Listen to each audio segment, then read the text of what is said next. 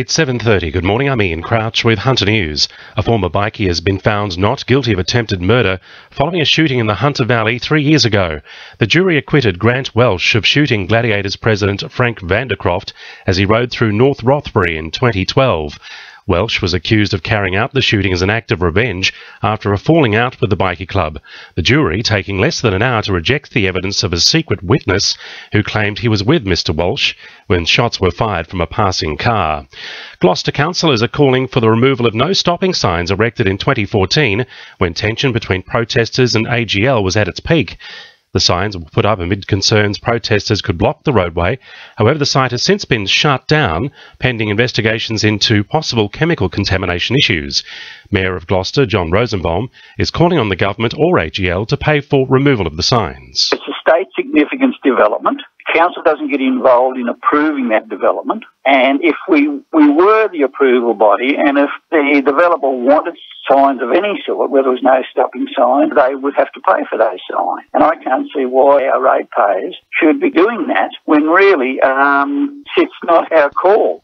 Glencore is promising to do everything it can to help retrenched workers at its West Wallsend colliery, following confirmation it will close months earlier than expected.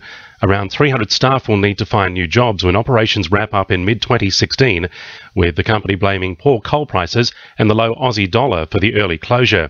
Glencore is offering redeployment of workers to its other mines in New South Wales and Queensland, as well as voluntary redundancies.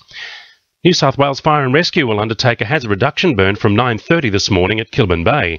Around 7 hectares will be burnt off near Lakeview Road, which will not only encourage native vegetation to regenerate, but will help prevent potential bushfires from spreading in the future. Superintendent Brett Davies from Fire and Rescue New South Wales says residents in these areas should not be alarmed and should only call 000 in the event of an emergency. We're going to do the hazard reduction today, as I said, around Lakeview Road and Ridge Road at Kilburn Bay. We're going to have 8 Fire and Rescue New South Wales appliances in attendance whilst we're doing this burn. As we prepare to head to the polling booths tomorrow, it's been revealed the coalition has made more than $1 billion worth of election promises for the Hunter, nearly double the $550 million committed by Labor. But most of the bad government's promises are dependent on the leasing of the poles and wires. A flood safety workshop is being held at Maitland Town Hall today to educate residents about flood risks, as well as to provide participants with a toolkit of practical resources.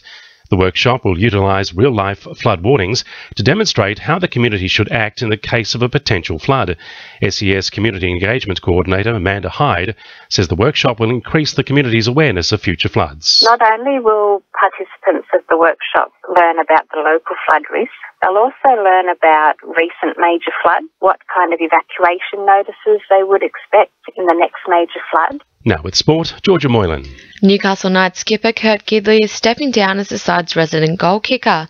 In the lead up to tomorrow's match against the Panthers, Gidley is passing the buck to halfback Tyrone Roberts to focus on other areas of his game. Standing in for a suspended Corbin Sims, David Falongo has been named to make his first start of the season in tomorrow's match. He says he's glad to be getting more game time. It is good for confidence. I've been coming off the bench the last 3 weeks and haven't really been getting much time, but hopefully this week I'll start the game and obviously tick their box. Stockton Raymond Terrace batsman Sam Jenkinson rates himself a 50-50 chance of playing in tomorrow's Newcastle District Cricket Final. Jenkinson dislocated his shoulder last Saturday for the second time this season and is uncertain whether he'll be padding up for the game against Merriweather. And in water polo, Hunter Hurricanes members Montana Perkins and Julia Barton have been selected to play in the NWPL by-weekend on April 5th. That's sport, I'm Georgia Moylan. To NURFM News Time 26 to 8.